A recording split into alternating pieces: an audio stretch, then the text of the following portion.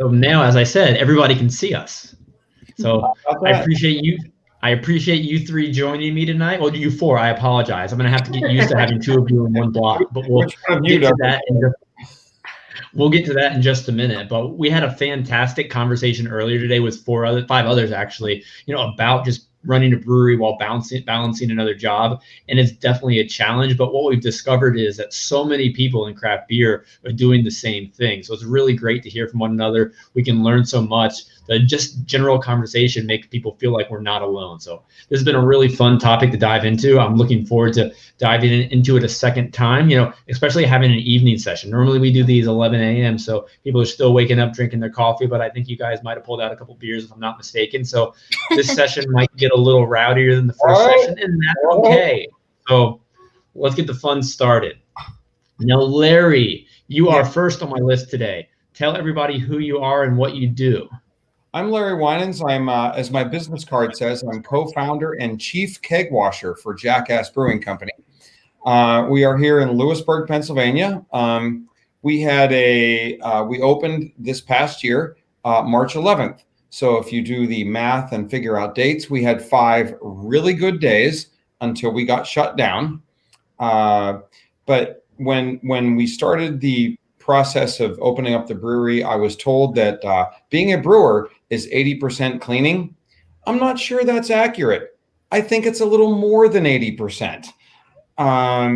So around the brewery, my partner and I develop recipes, work on different kinds of various aspects of that kind of development. I was a chemistry major in college. He's very scientifically oriented. So we try to artistically and scientifically come up with different recipes, push the envelope of ingredients, and anything else you could imagine being done on the brewery, from laying on the floor, scrubbing the underside of the bright tank because it has mold on it. That's what I do. Sounds like you have a great gig going on there, and you had 5 great days. I'm sure you're going to have a bunch more in the near future. What's the current state of your operation? Are you doing to go? Do you have the tap room open in any capacity? Tap room opens at 50% indoor capacity. We had a very wonderful outdoor area planned. We're right along a rail to trail and a busy thoroughfare. So we had an outdoor area for cornhole and various kinds of games, which we immediately scrapped, and I had a friend of mine build picnic tables. So we have outdoor seating, and a lot of outdoor seating. And in fact, this past weekend, with the cold temperatures that are here in the Northeast, my partner and I and a few friends had a little party, and we built a tent. And we moved a tent onto the property. And so we can seat now, I would estimate maybe about 40 or 50 outside and 49 and a half inside.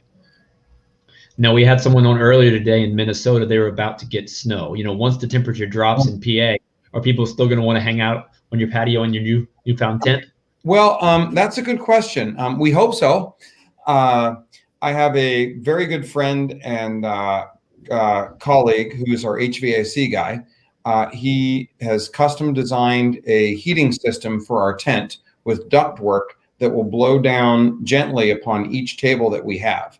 So his estimate, we think we will be able to seat people outside under the tent until it's about 30 or 35 degrees.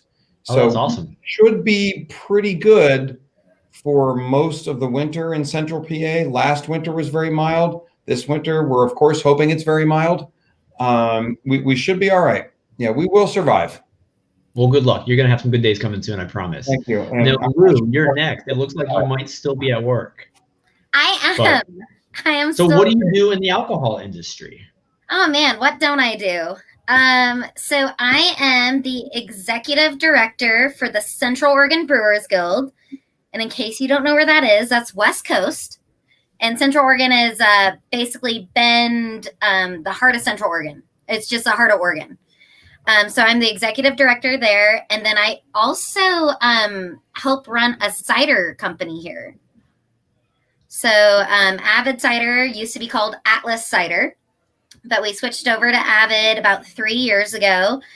So it's really awesome for me because I get to play in both industries. So I get to play in the wine cider world, and then I get to do the craft beer world, which is, it's my heart and soul right now with everything. That sounds like blast. And what are you drinking right now? Wine, beer, or cider? Oh, I am drinking actually a blend. So I am actually drinking our AVID Cider Dragon Fruit with Cobalt Brewing, which is out of Redmond, their Mango Troll IPA. So I blended them. I love it. You're fancy. Yeah. I feel like that was a perfect setup. Fancy here. Well, it sounds delicious. Yeah, it's great. I mean, Bend, Oregon, as you know, just like Asheville and stuff, we're a hub for breweries, but we have cideries, we have wineries, we have distilleries. It's an amazing little spot.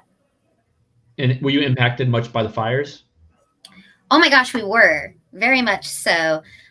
We actually here at my company, and then with the Brewers Guild, we actually raised over $5,000 to help families that were displaced for the fires.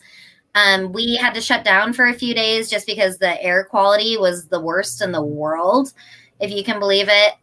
But we are giving back to the community, and basically what we did with like the local Red Crosses is we reached out to each individual areas, and we found the restaurants and businesses that were still intact. And we took all the money from everything that we raised, people donating, $1 off pints kind of thing. And we bought gift cards to those local restaurants so the families can go out and take their kids out, but they're still supporting a local economy. No, I absolutely love that. It's so tragic what happened out there. I'm glad you're doing something positive with it.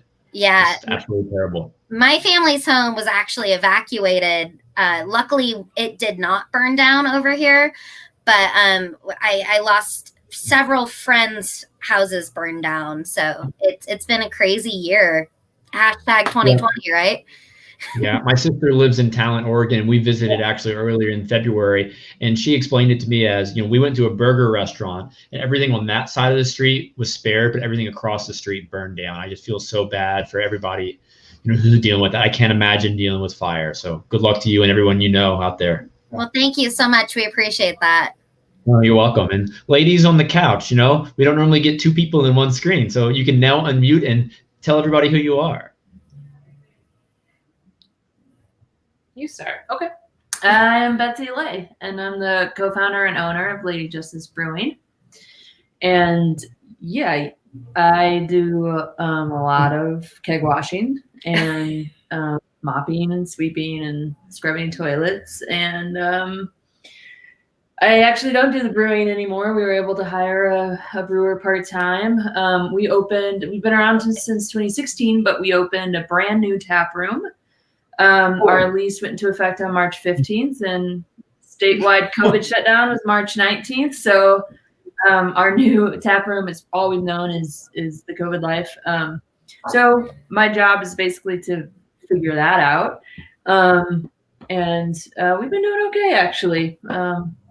We had basically had a to-go only model before we opened the tap room. So we knew how to do that very well and could mobilize that pretty quickly. So now our tap room's open. The inside, we don't really have much of a patio. So next steps are figuring out how to survive the winter. Luckily in Colorado, we're in Denver.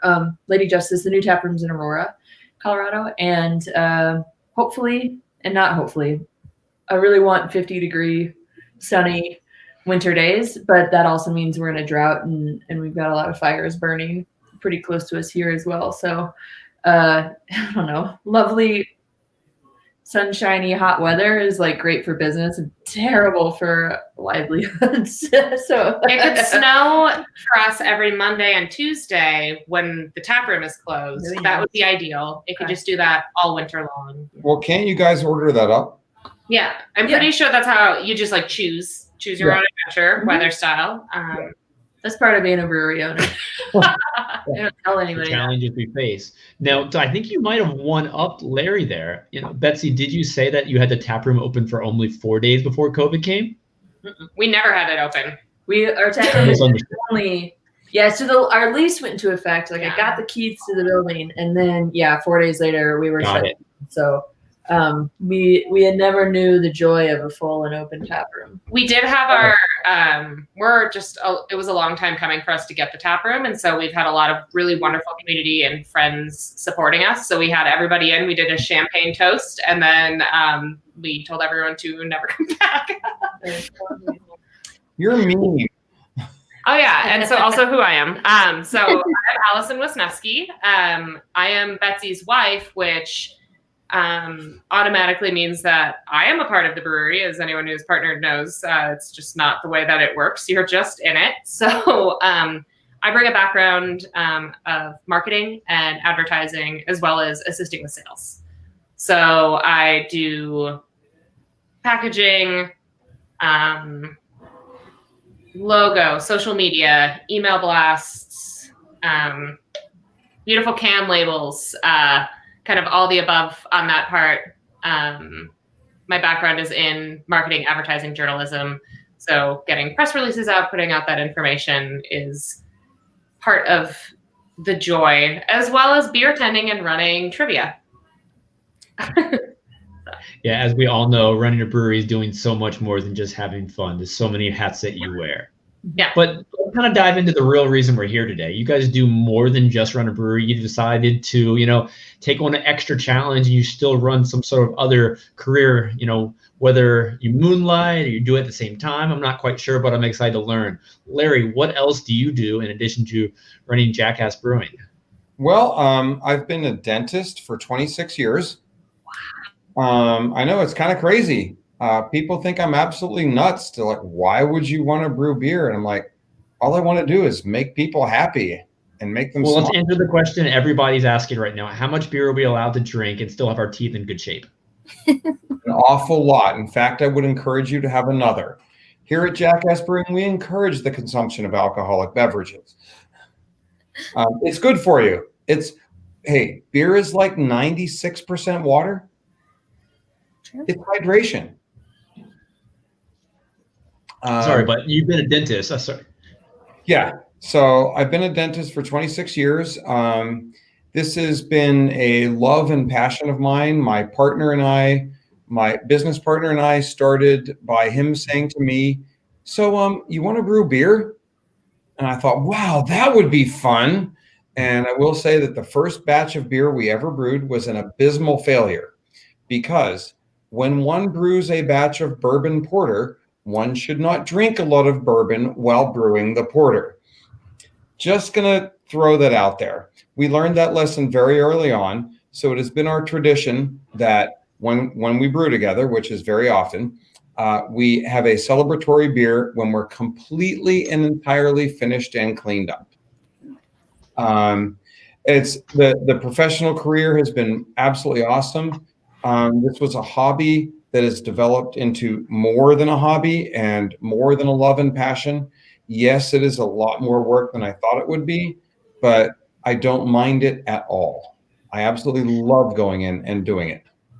That's awesome. Fantastic. Now, earlier today when we had this conversation with 5 other brewery owners, I asked the question if having both careers was more so a necessity or something they enjoyed doing for both. And a lot of people said while they did enjoy both, it was also a necessity maybe to make ends meet. Now, not to stereotype dentists, but it seems like a dentist might be doing okay for yourself. You've been a dentist for quite some time. So why have you chosen to put yourself in this situation? It could be a transition. It is something that I get excited about. I'm energized about. I love going in I have favorite times when I'm at the brewery, which for the most part is early in the morning when no one else is there, and at the end of the night. I think I can make a difference in people's lives and bring the community together and give people a place to gather and a place to hang out. And in this world in which we now live, it's anti that, but we're doing everything we can to give people that and to try to come up with ways to have that happen. So I really enjoy seeing people enjoy themselves.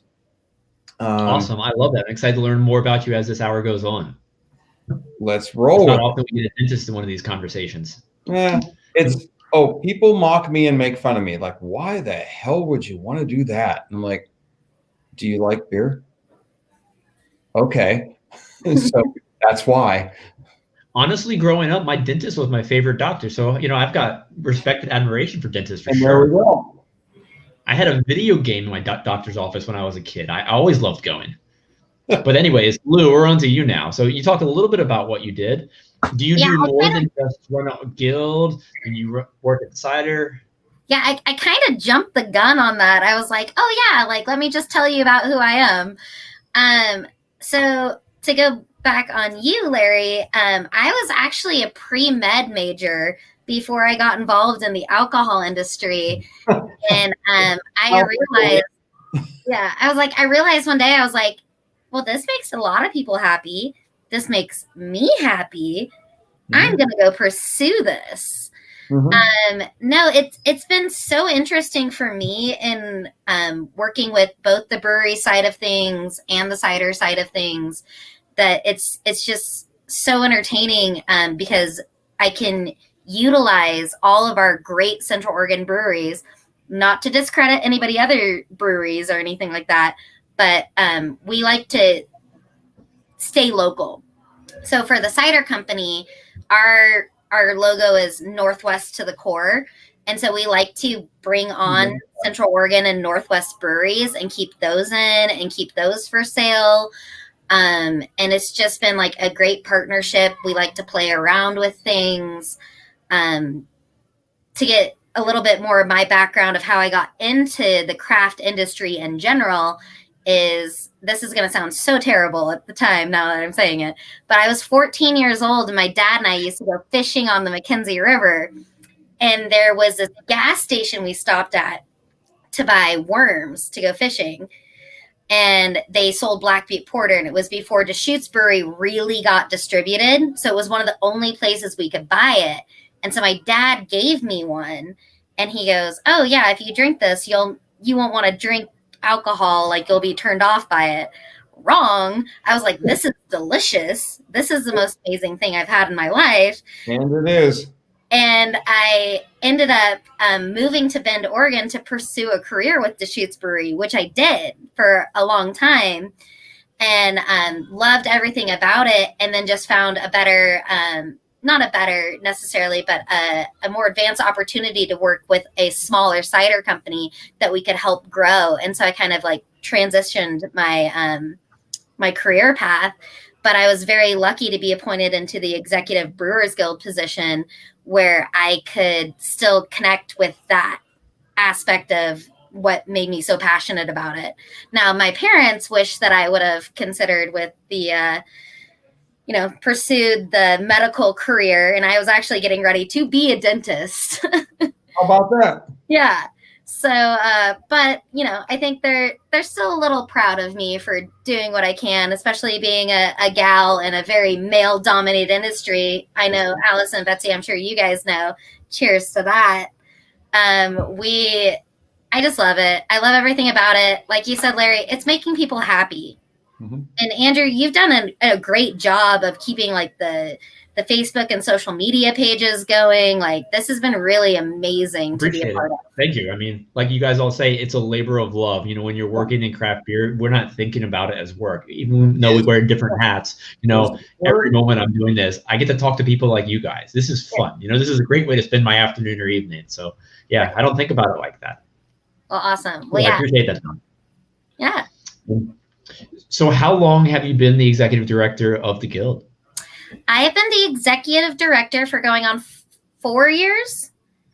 Yeah. And I've been in the craft beer industry for about 12. So I'll let you guys guess my age. I won't tell you. Started when you were 12. I wish. Yeah. She's at least 14 because that's when she had her first beer. Well, that's true. But no, I've just been in the craft industry. I love everything about supporting local. Now, don't get me wrong. I think macro breweries do a really great job of, they do something very consistent every time you get it. And there's something that you should strive for to do that.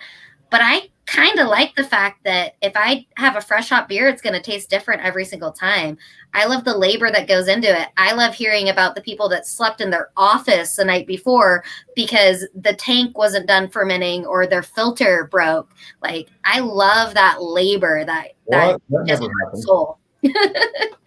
Well, I think that's part of the entrepreneurial spirit of just craft beer. It's an industry where people are constantly innovating. We're passionate about it. You don't get into it just to have a job where it's the same every day. And I think as we get more into this conversation, we're going to learn a little bit how you guys' days are balanced and how they're different, but why you love that. Well, and Alison and Betsy, let's learn a little bit about what else that you do. I'm going to act like I don't know. Oh. Yeah.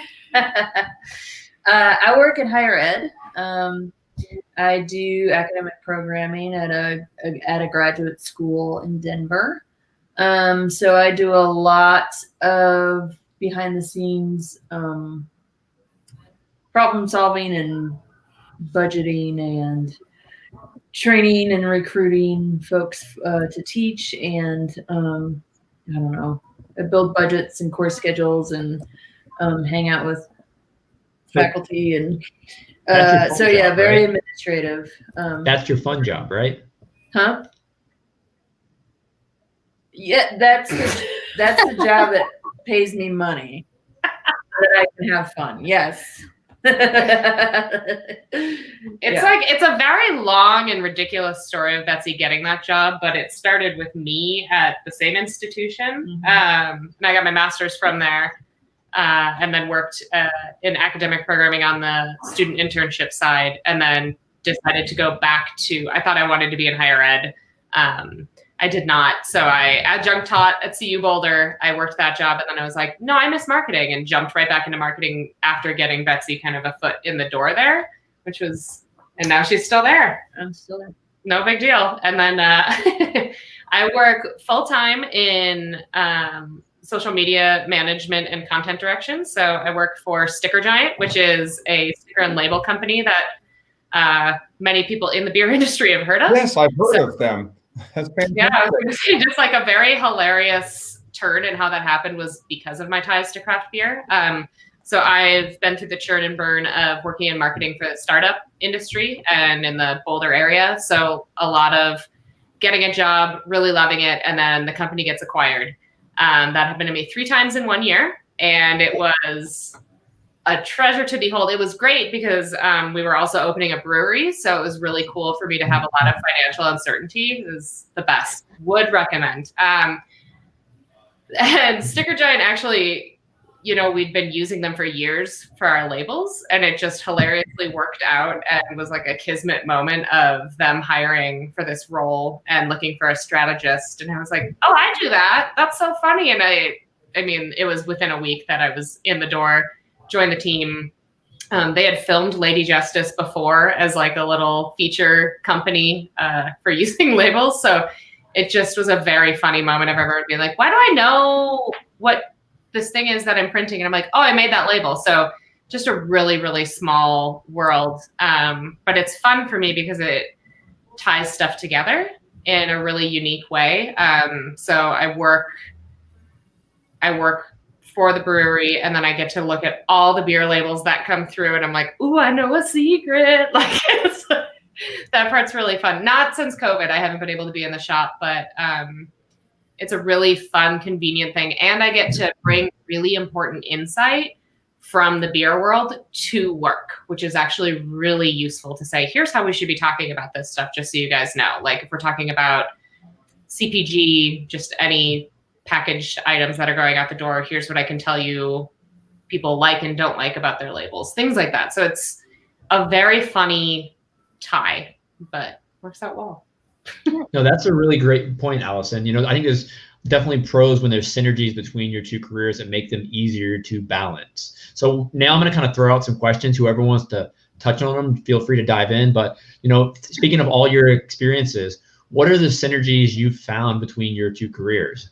Now, Larry, I don't know if you pull any teeth while you're at the brewery or if you pour any beers while you're in this, but I would love to hear, how you can take skills from one career and use it in the other. Yeah, a lot of people ask for a free beer with their cleaning, which does not happen. Hello, we are different businesses with different entities. I think I alluded to it before. I was a chemistry major in college, which helped me in my dental career, and it definitely helps me in the brewer career. Talking about CO2 levels, ideal gas law, pH levels, all kinds of things like that have really helped us understand how to construct better recipes, how to get better results, and also how to tweak what we've done. During COVID, we had never brewed a sours before, and sours are quite the rage. And during COVID, we had time, so we did a lot of research and homework on brewing a sour.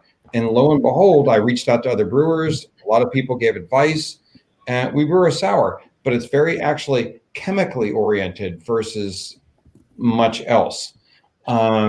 So we're able to do that very successfully. And I think last week we brewed our 5th or 6th sour, which is, whoever thought Jackass Brewing would have a sours program? Because honestly, as much as people like them, I don't care for it. Isn't that always how it goes? I know. It's like people like, what's your favorite? I'm like, well, I really don't like our sours, but people like them, so that's good. I love sours. I love sours. Fantastic. And that's great. We decided a long time ago that when this became a reality, that we were going to brew beers that weren't just for us. So we had to expand what we did. And I like brewing it. I just don't like drinking it. And that's okay. A lot of other people do. So I think the chemistry and science background and the fact that I ran a business for X number of years has really helped transition into the brewing aspect of it. And that's one thing I like about the craft beer industry. You don't have to get to the final product the same way. When I was in college, I had a college roommate. He was a chemist as well, and he still does chemistry to this day as his full-time career. Mm-hmm. And we would both homebrew at the same time, and he would take the scientific route just like you did, and I would go the trial and error route. It might take me 3 iterations, but at the end of the day, we both got to a product we were really proud of. And that's a really great thing about craft beer. And it's wonderful about craft beer. Love it. And Lou, how about you? I think the synergies between your two jobs are kind of an obvious there, but is there any fun insider information you found that have been valuable? Honestly, it's just been so fun to play around and get people connected with each other. Like I said, a cidery is a winery, and then you have the craft beer industry that Bend is so famous for, Central Oregon is so famous for. It's really nice that you see when you go around town that we have so many tourists that come in. We focus on having local places for you to go and having the local craft breweries and seeing how well everyone plays with each other. Nobody's really malicious out here. So when I do sales as well. So when I see sales reps come in, we have a couple breweries that we work with really well, at least for my cider company, aside from the Brewers Guild, that we'll go and meet up once a week at, one of our local bottle shops, and, we'll try God knows what. And we talk about like, hey, what's a strategy for this week? Like, we want to support local businesses. We want to support local economy. But it's like, hey, maybe we should push this cider, or we like tell people, this place has the best porter that I've ever had. Like, and that's for me. And so nobody's ever like, yeah, I'm going to go take your handle. Like if we do something like that, like it's usually a joke between the local sales reps. So we'll sit there and like take pictures and be like, hey man, like you might want to go chat with so-and-so. Definitely going to take your spot. And it's just like, it's a little banter and it's fun. But at the end of the day, for me with my two jobs, it's very like you said, it's very connected. We just all support each other. Now, have you taken any ideas you've used at the cidery and taken them to the guild as like promotional strategies? Oh, we've done several things. So with the guild, actually, we decided that we actually did an addendum to the guild bylaws to allow cideries and wineries and CBD companies and kombuchas into our guild. So when we put on a Central Oregon Beer Week, Winter Beer Fest, Fresh Hop Fest, that we could bring in these local people. Because before, if we put on a guild event, we were only allowed breweries. So that was like another big connection. So it's like, not everybody drinks beer. Not everybody can drink beer. A lot of people love it, but we'd rather stick with, keeping everybody inclusive. We also, as the guild, added these social aspects of it, where we have a gal that makes local earrings. She's called Hopped Up Jewelry. We have a guy that does local beer photography. We added these social things so they could be invited into these festivals free of charge, basically, because they support our local. So that's something I absolutely really love that. Have you seen many of the non-brewery? Oh, I thought you were telling me you couldn't hear me for a second. Oh my God. The little hops. I love it. We'll send you some. Awesome. But I was saying, Lou, have you seen a lot of the non-brewery companies join the guild so far? We have, yeah. So there are probably 8 or 9 non-brewery businesses that have joined us.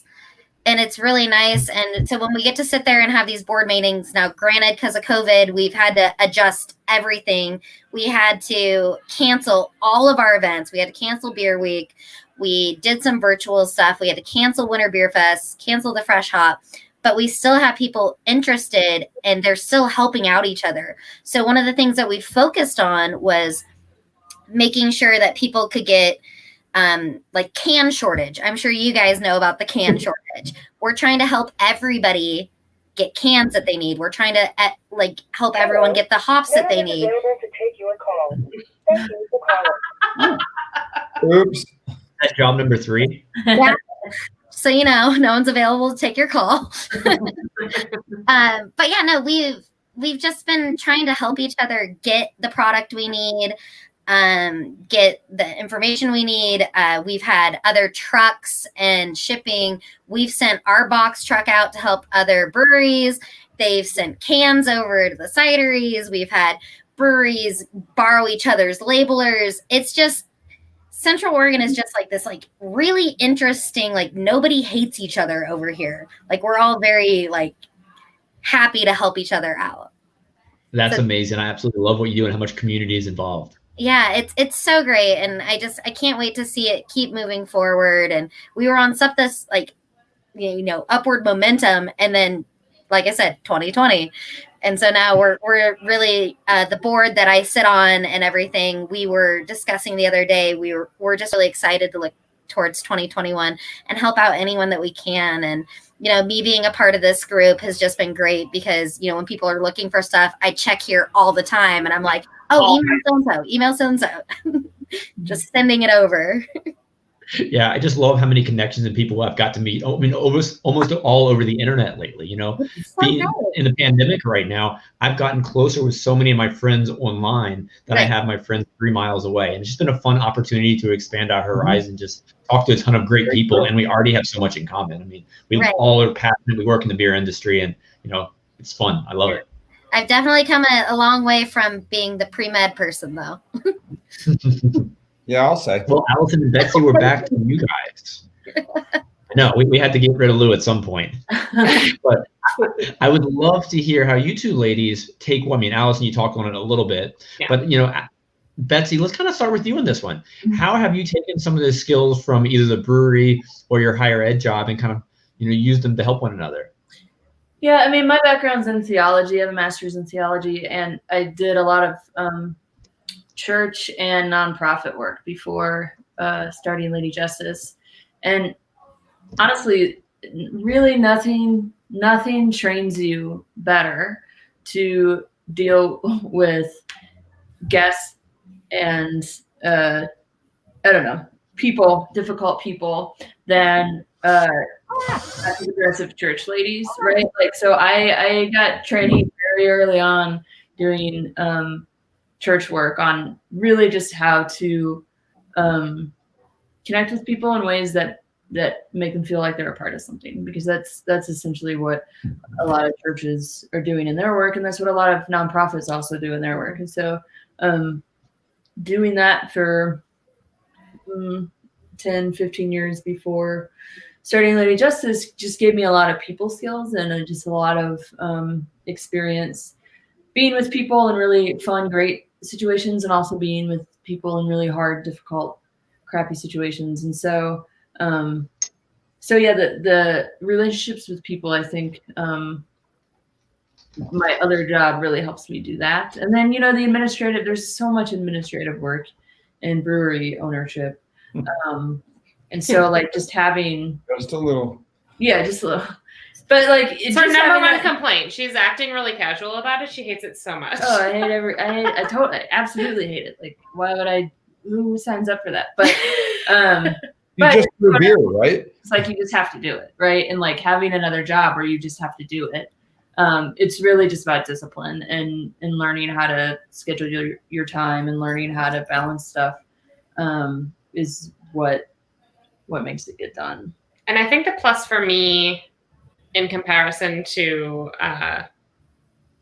the admin side, I come from nonprofit. That's Betsy and I met serving in AmeriCorps many moons ago. And the difference for me is that I work mainly in social media and content. And social media, if anyone tells you any different, like, sure, it's nice photos and it's getting the right stuff. Social media is customer service. And so it has been incredibly useful for me on our team of Betsy, who comes from administrative. Kate and Jen, the other founders, are both lawyers. Our team, Laura, Amy, Paul, Jenna, soon to be Richard. We've got these folks that all come from backgrounds that are not customer service focused. And so that part has actually been really wonderful for me to take on. We had a positive COVID case this year and had to close didn't have to close. Chose to close for a portion of time while we waited for our team to get tested. And fortunately for me, coming from a customer service background, I was like, I know exactly what to say because I come from basically disaster response, right? So like feeling really comfortable and confident. We use that term a lot when we're talking with people. Do you feel comfortable and confident in telling a customer they've been overserved? Do you feel comfortable and confident in making sure that someone wears a mask when they comes in? Do you feel comfortable? Like those types of terms. I use it intentionally because that part is really, really important.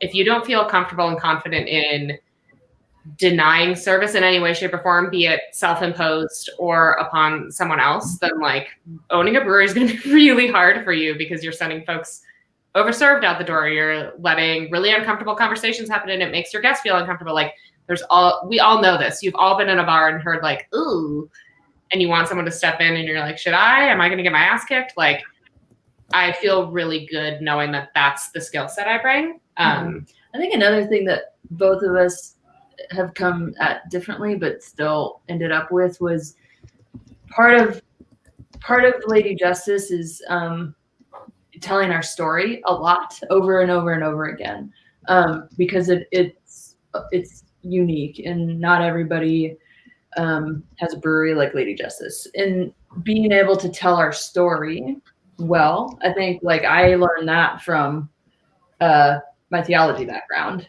and so much of theology is reading and studying stories, right? And you professionally tell stories. And so I think there's a lot of storytelling and just the way stuff is communicated, I think, comes from both of our backgrounds. Help with that, I think.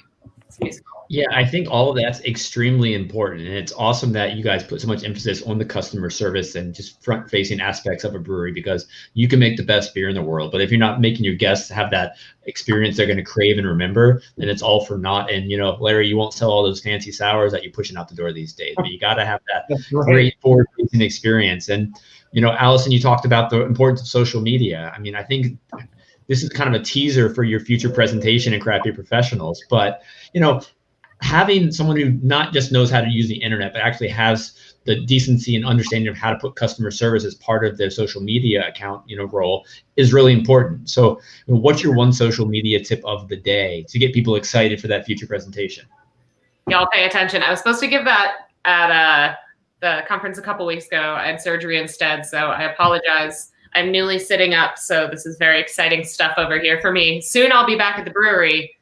High hopes, big dreams. So yeah, but I think that part is really key. And I think the plus of coming from and constantly working, I think we could all probably say this in other careers, is that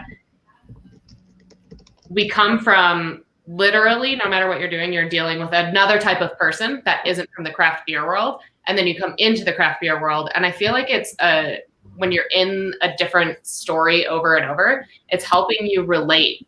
Like I can think to myself, like, this sounds just like this label customer. Betsy could be like, this sounds exactly like this faculty member. Like you can go through, like Larry, you've probably had patients that then come in and you're like, this tracks exactly for who this person is. Like I feel like it would be helpful to be relative. And we're, when you balance two jobs, you're constantly in two worlds. It doesn't turn off one or the other. You don't get to, I'm sitting here getting work messages right now. I don't get to turn off at any point. And I think it's useful. It's exhausting, but it's useful. And Alison, that is a perfect segue to my next topic I wanted to talk about. How do you balance both your careers? We talked about what you do in each world, but how do you make it, successful? How do you successfully wear two hats a day sometimes and do a good job at each? I think Alison's not going first on this one. Larry, you're up. Tell us how you manage being a dentist, but also running the brewery. It's actually really quite challenging, as one could imagine. I've had the very, very fortunate. I'm a big believer in the universe speaks, and the universe sets things out for a reason. As we started the process of opening the brewery, I realized that this was going to be a very difficult thing. To accomplish both aspects of a professional career. So I was able to find a partner to acquire and merge his practice in with mine, which removed me from all of the administrative duties of running the dental practice. So that freed me up about a day to a day and a half a week to do things that I need to do. For example, today, I left the dental practice at about 3:45 Eastern time, and I was in the brewery at about 5:04 and immediately inundated with all these things I had to do. But it was okay because I could leave and not think about the first job when I was going to the second job.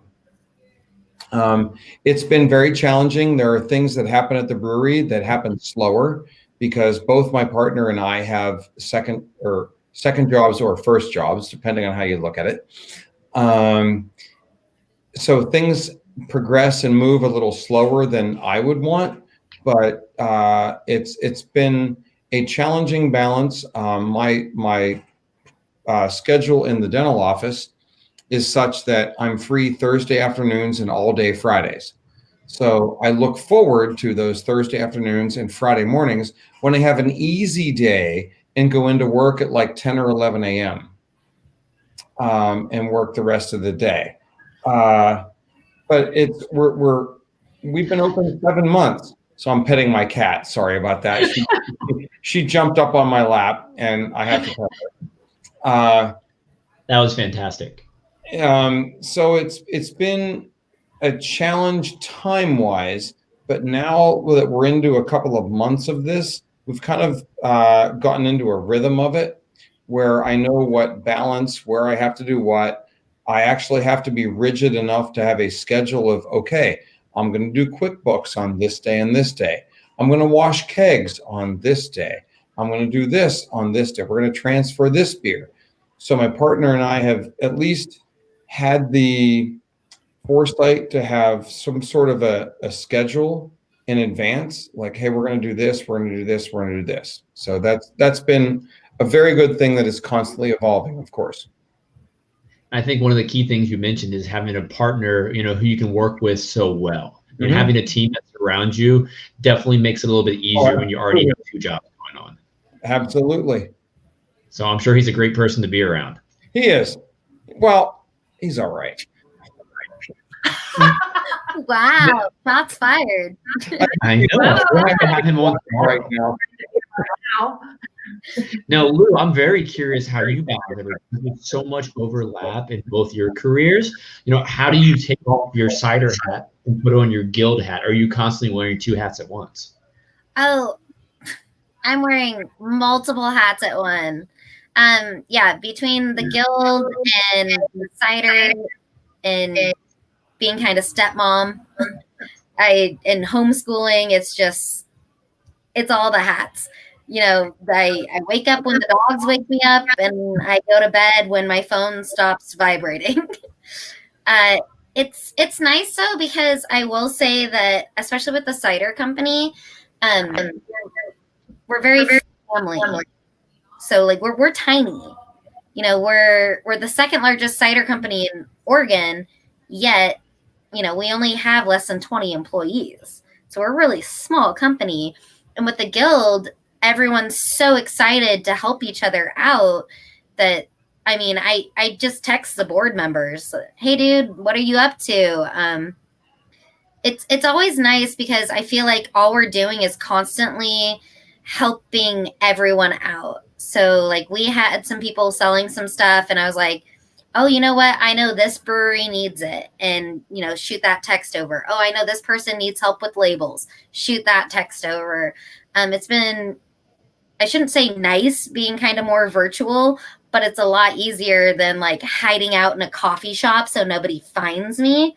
Because now they'll be like, well, I don't know where you live, so I can't technically just show up to your house when you're working from home.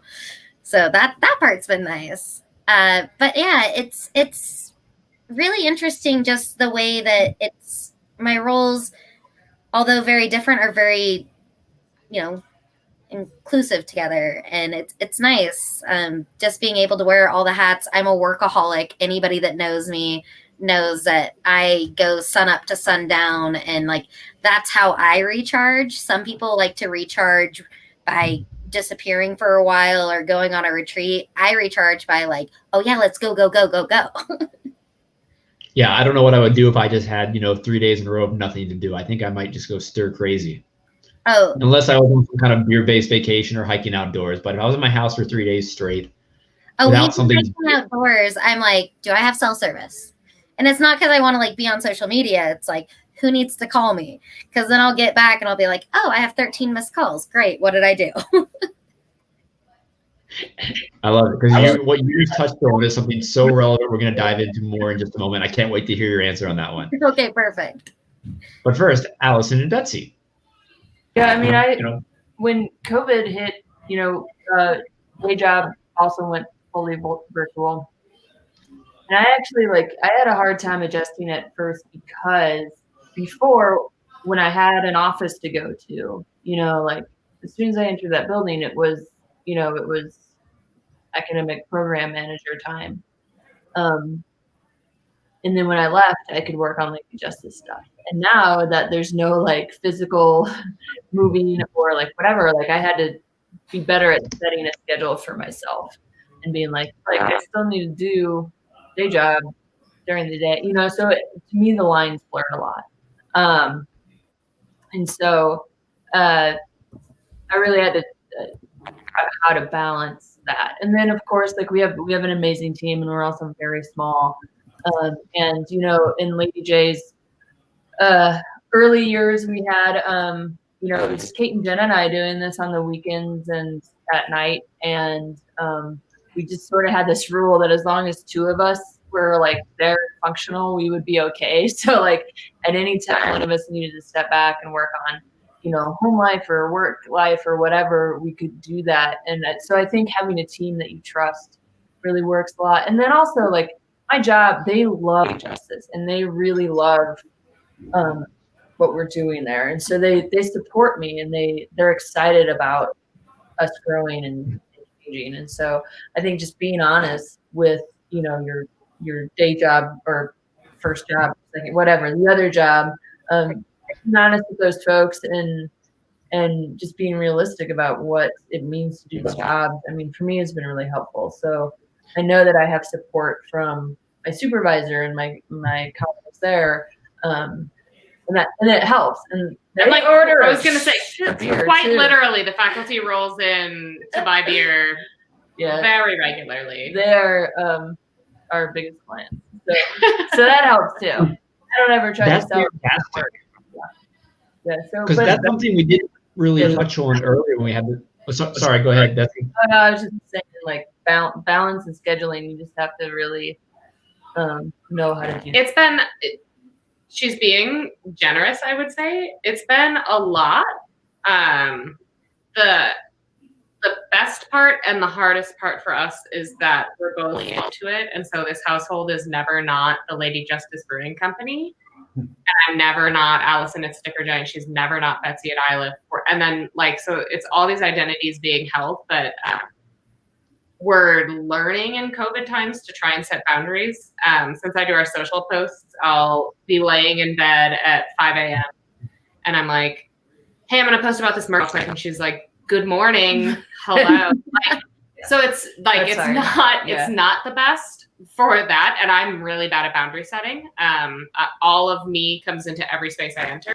So it's learning now that we're doing the brewery full-time on top of work full-time. It's a curve. And there's burnout and it's all, and I'll walk in from the brewery, I'll close the tap room and I'll get home at 9:30 and I'll try to get into bed and she'll be like, oh, hey, what do you think about these t-shirts and these t-shirts? And I'm like, I'm not answering it until 8 o'clock tomorrow morning. Leave me alone. And then meanwhile, I'm I've literally been waiting for you to get home. So it is learning. We do have a very unique situation of being married and both owning this.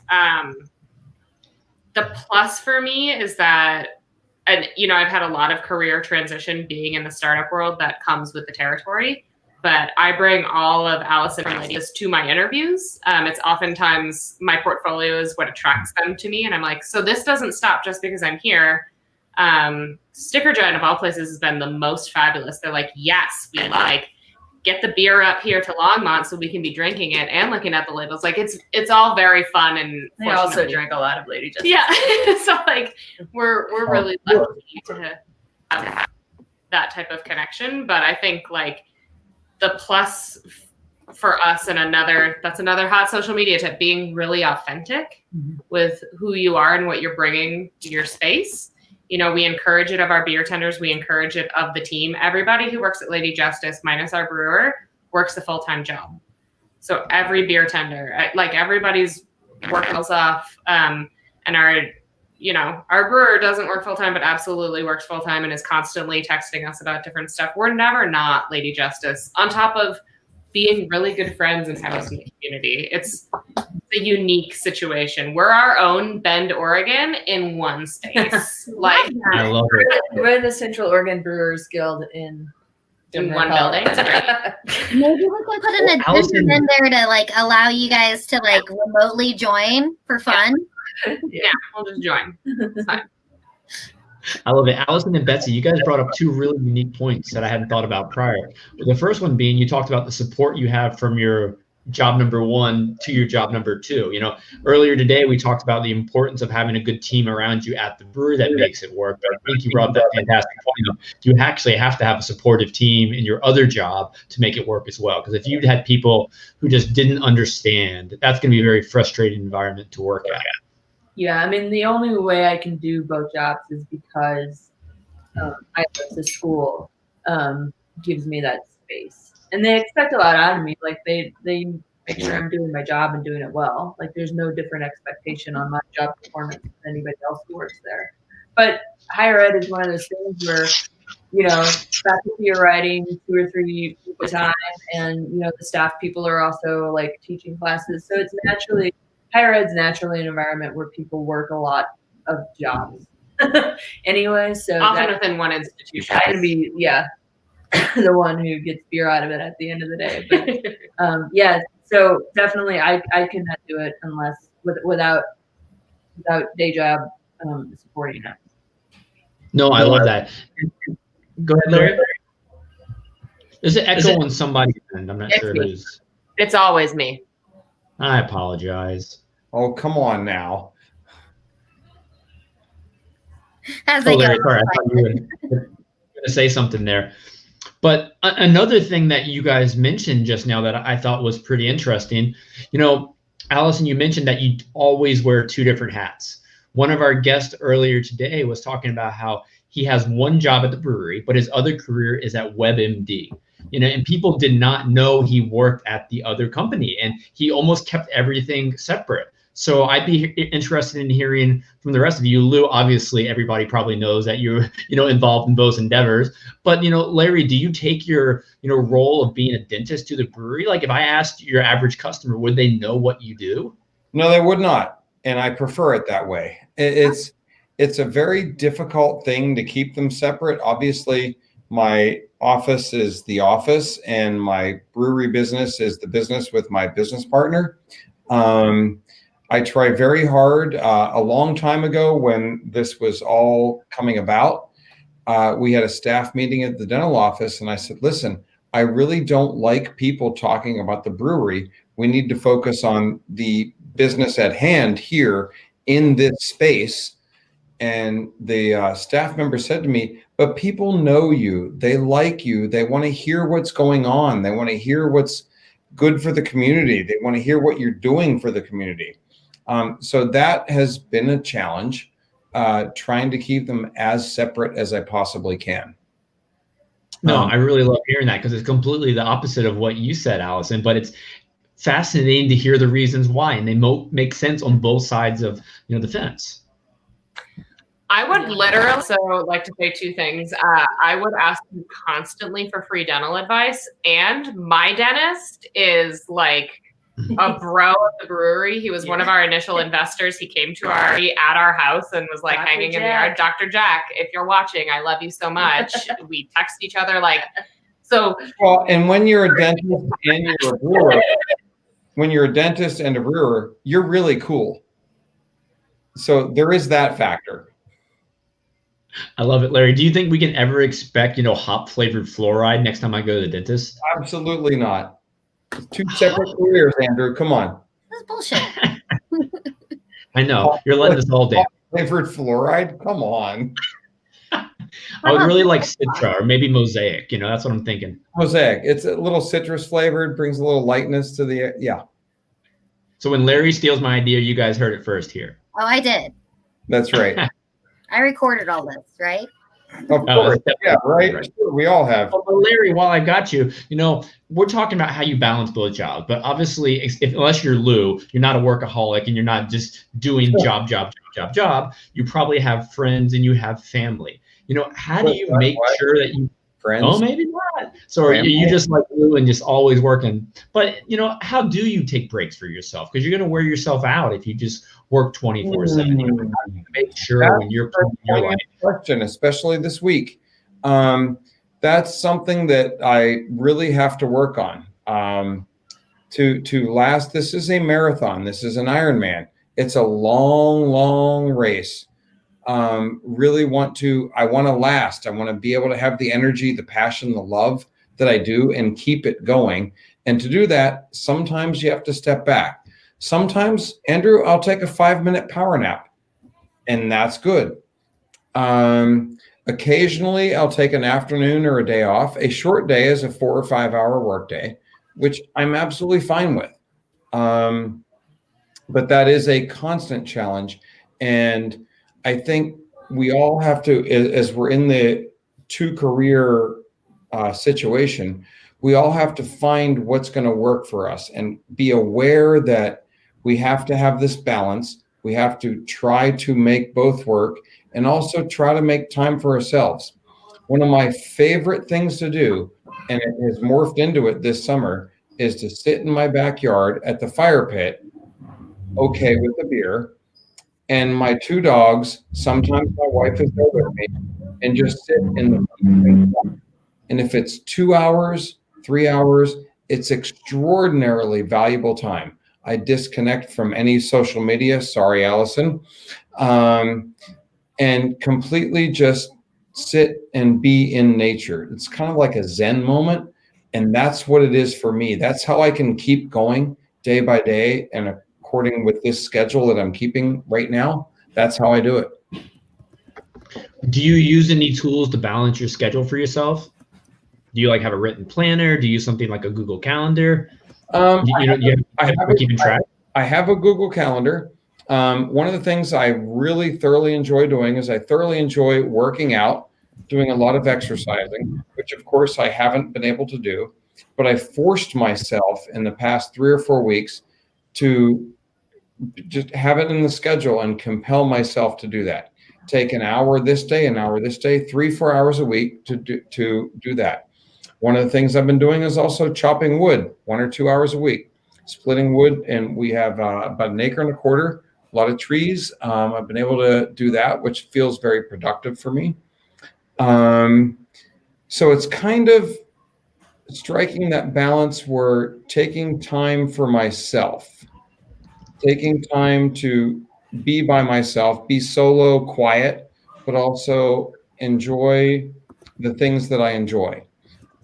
Now, I think having that mental health break is extremely important. Now, I'm going to challenge Lou's ability to do 2 things at one time right now.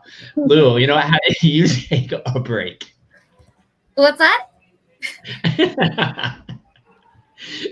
Sorry. How do you take a break? Oh, God. Do you take a break? Yeah. Sometimes it's nice to just disconnect, like Larry said. Crossword puzzles.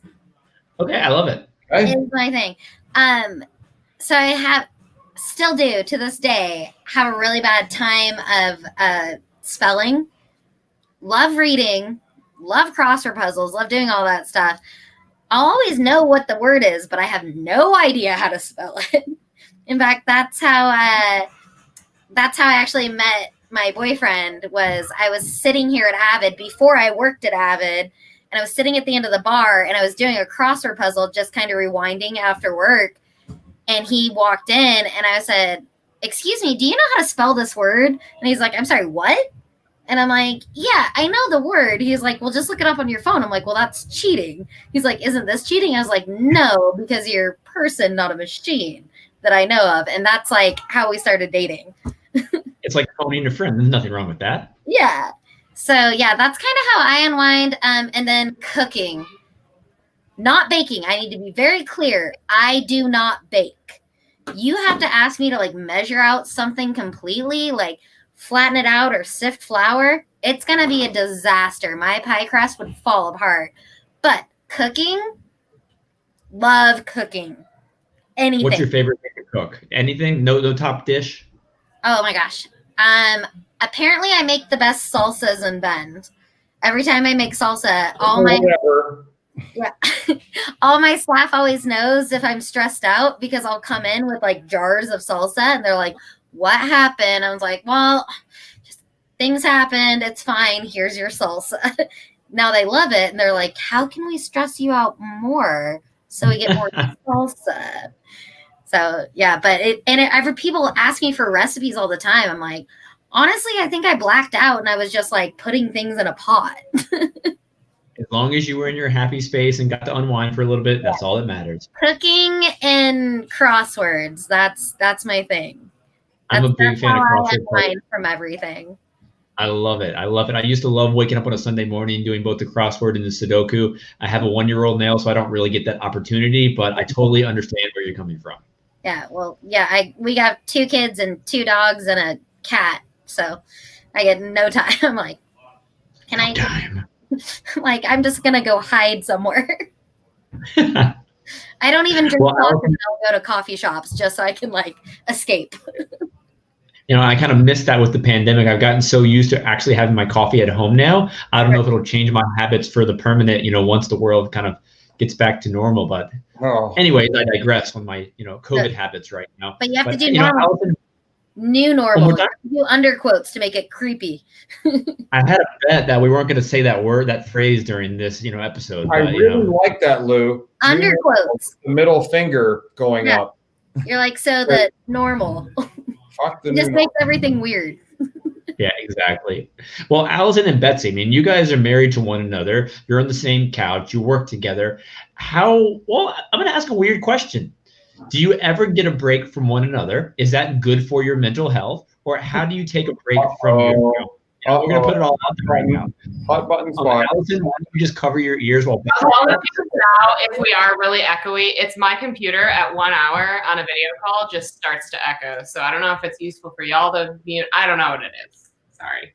I would say that, COVID changed a lot, right? And so I've been super, super terrible at taking care of myself in terms of like self-care and time off during COVID. And then part of that was just like opening the brewery was happening at the same time that like we were having to shift a lot of stuff at the school. And, and I think it was like 3 months working 7 days a week. And it was awesome. It was a treasure. I don't know what you're talking about. I loved it. It was killer. And then for me, like I'm on that balance of introvert, extrovert, and like the introvert part of me, like after I'm at the brewery, after I've done a taproom shift, I need to shut down and just be left alone.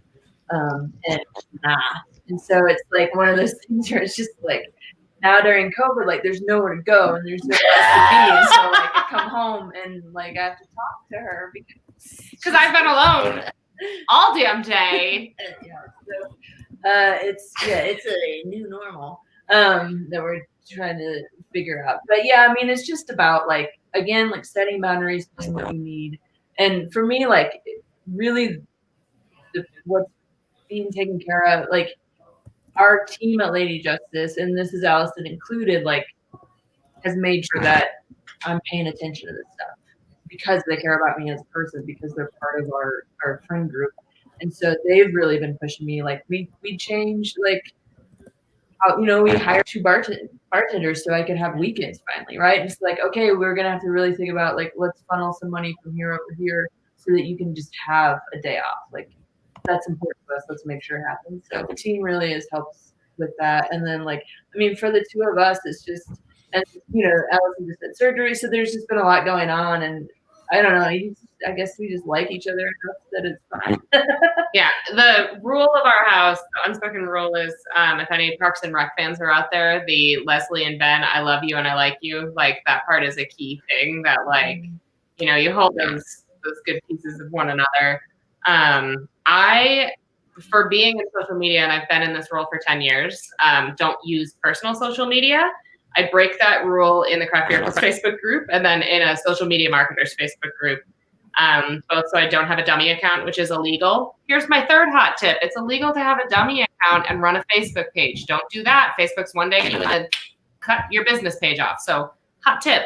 But I do have to also be connected to other people in the industry. In both industries, it's really Betsy is spot on. So COVID times, I am high risk, and so being in public is really difficult for me, but I am a full extrovert, so it's actually my nightmare. I've up until surgery have been going and doing trivia, but I don't really beer tend, and I can't physically beer tend after the surgery for a little bit, and so like I'm missing out on those pieces. So Betsy's spot on. She comes home and I'm like that's a mental health check-in. Like that's a normal response. And we've been married for many, many years. We just celebrated our 7th wedding anniversary. We've been together for 10 years. We know each other's idiosyncrasies and we know it more. So I know when she really does need to be alone or when she's pretending. I would never pretend that I needed to be alone. Yeah, we live in this like very strange, unique situation. The plus for us, though, since we're a community-focused brewery, for those who don't know about Lady Justice, we promote the status of women and girls through grants and money given back to the community. If we're not giving money back, then we're not functioning as a brewery. It's our number one focus. It's our slogan, Great Beer, Better World. If we're not changing the world, we're not doing it right. The plus for us and every single person in our orbit is that they know that about us. And so we have the best support group. Our friends, our family, everyone. I mean, they immediately, that when my family calls, how are you? How's Betsy?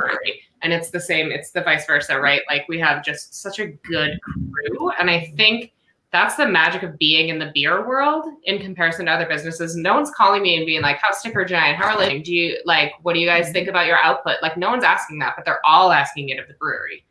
I think that's a key piece that I bet all of us have, right? Like your business partners, your friends and family.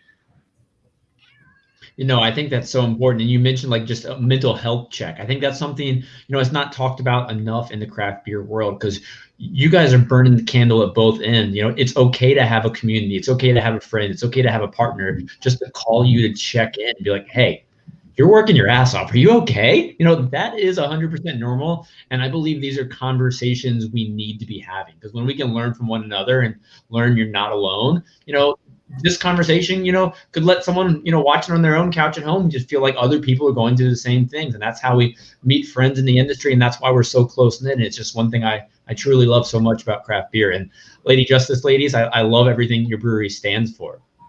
Now, we're getting to the point where I think everybody else at a brewery right now is probably getting back to work shortly, so we can't take too much of other people's time, because they do have jobs too. But Larry, you mentioned early on the conversation that maybe you were planning your exit from one of your careers. Is that something you think a lot about, or is your ultimate goal to only have one of the professions going?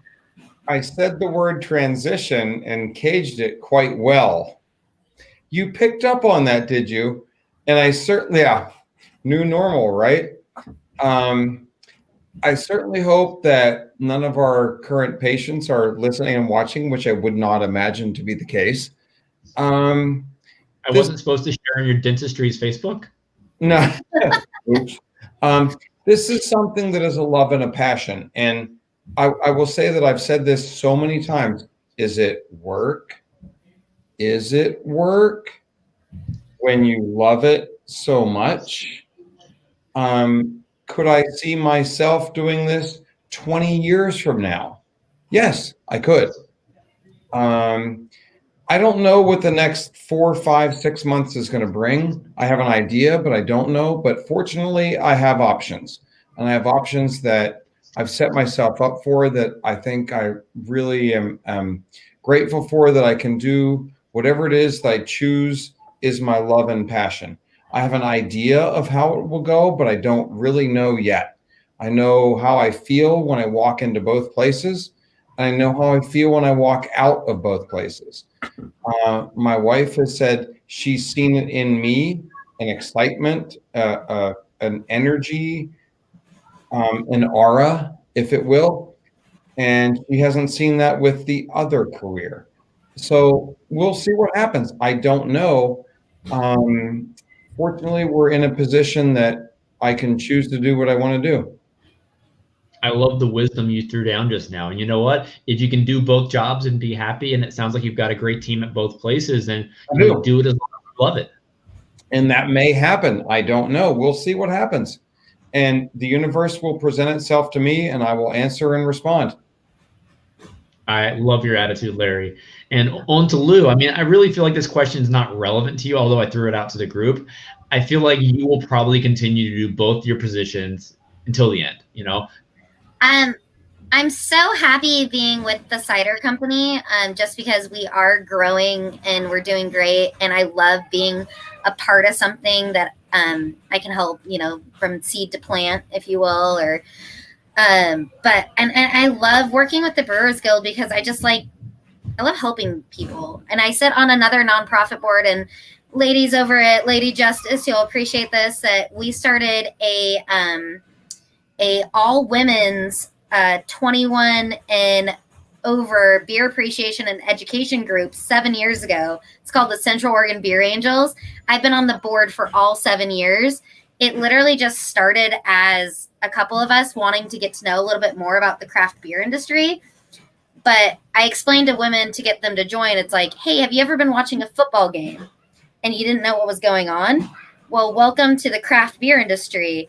You don't want to know what's going on, but you're embarrassed to ask. Well, here's a safe place to ask.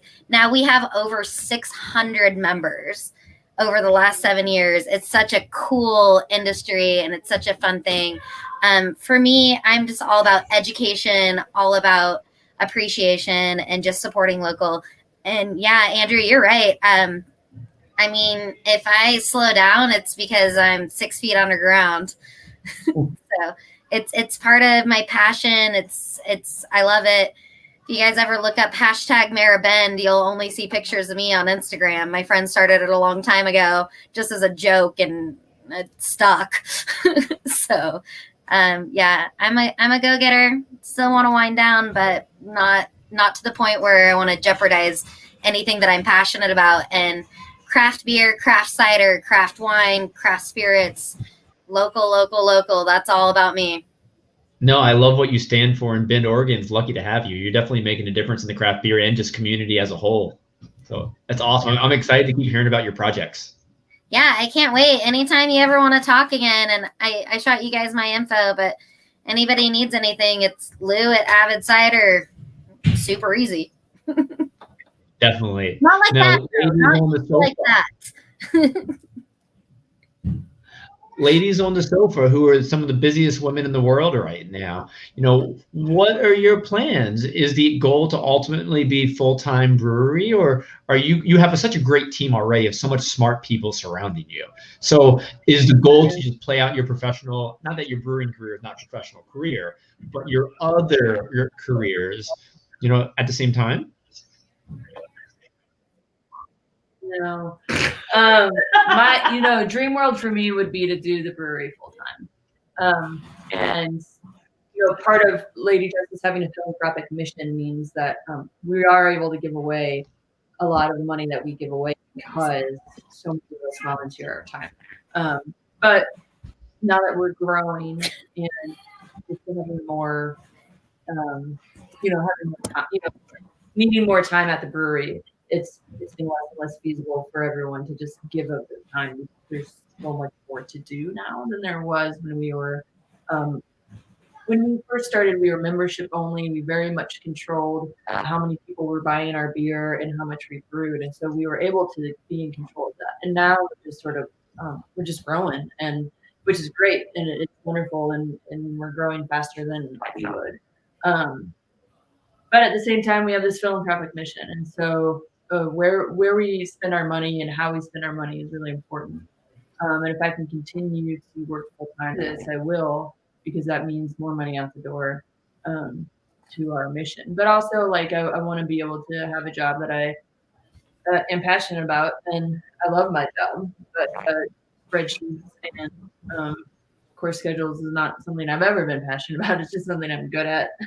And so being good at your job and being passionate about your job are two very different things. Ding ding. And so I don't think I ever saw myself having a lifelong career in academic program management at all. And that's not to say that people who don't. I work with really amazing people and are really passionate about doing academic work, and I'm just that's great that you have that. So yeah, no, I won't work at Isla forever, and I think they know that. Sorry, but I'm not quitting anytime soon. But yeah, I would love to be Lady Justice. I have the unique question mark, unfortunate question mark, exhaustion mark role of doing the same thing at both jobs. It's why I don't use social media personally anymore. I rage deleted my Instagram a week ago. Huge mistake. I got puppy photos and all these things, and I was like, God damn it! But it seemed like such a good idea on a Friday at 9. I was like, what am I doing? So for me, the burnout is very real because I professionally manage multiple social media accounts. I was doing it as a side gig as well for a few years with an LLC. And I've learned a lot about myself, and the thing that I've learned the most and what I'm always really clear about, it's a common question in job interviews, of which I've had many, of where do you see yourself in 5 years? And I say, hopefully employed and happy. That's it. That's all I care about. And I think it's exactly that. You can be good at what you do and hate it. And for me, what I love is connecting with people. So if that's what I'm doing, I'm happy. Ideally, that's with Lady Justice, but Betsy and I have not been paid yet. And she says 2016, but 2014 is when we started. We've been doing this for 6 years unpaid, going on 7, and we love it, and we'd like to get paid. So right, growth is integral in that, and continuing distribution is integral in that, and continuing to promote our mission and promote the idea of social entrepreneurship and sustainability within your own community, and giving to give more and to elevate yourself is really important to us. And hopefully for me, it's just doing it before I burn out. That's it. That's my number one care. So that part's a lot. It's a very strange and heavy situation. 2020 has been a rough year to be in social media. Think about all the places and companies you've yelled at, and that's me. So I get yelled at professionally, and then I come to Lady Justice and I'm like, hopefully you guys are nice. And we're lucky. Oh, most people are nice. But it's a lot, honestly. It hasn't. I mean, I'm really vocal about that with my team to say like, hey, I'm super burned out, and if I don't put my phone away, I'm gonna throw it out a window, and then I'll never respond to an Instagram comment. So what do you prefer? And they're wonderful. They hear it, they get it. Same with Lady Justice. So No, I absolutely love that. And you threw out a bunch of buzzwords we've been saying the past hour, just talking about community, building relationships. And Betsy, you really mentioned a good point there about you can be great at something, but if you're not passionate about it, there's definitely a very big difference. And I mean, that's the difference that leads to happiness in the long term. So they're just things to think about for anyone watching. You want to make sure that you're happy, do something you love, be passionate about it. I mean, the craft beer community, just this conversation with you four tonight has been absolutely fantastic. I could go on for hours, just learning more about each other, just sharing our beliefs and things, just seeing where the conversation goes. It's just so much fun. And Lou, I know you invited us all out to Oregon. I really do hope all of us get to share a beer together at some point in more normal times, because if we can make it through 2020, and I think having conversations like this is how we make it through 2020. This is just one of so many other really important conversations we need to be having right now. It helps us get through the year. But I really appreciate you taking the time tonight. It's also, hey guys, I mean, there's 37 breweries, 4 cideries, 3 wineries, 5 distilleries. We could have a good time in Oregon if you guys want to come out here. Well, I think I would love that. I would love to go to Oregon. I'm going to Seattle, Washington on Thursday, as a matter of fact.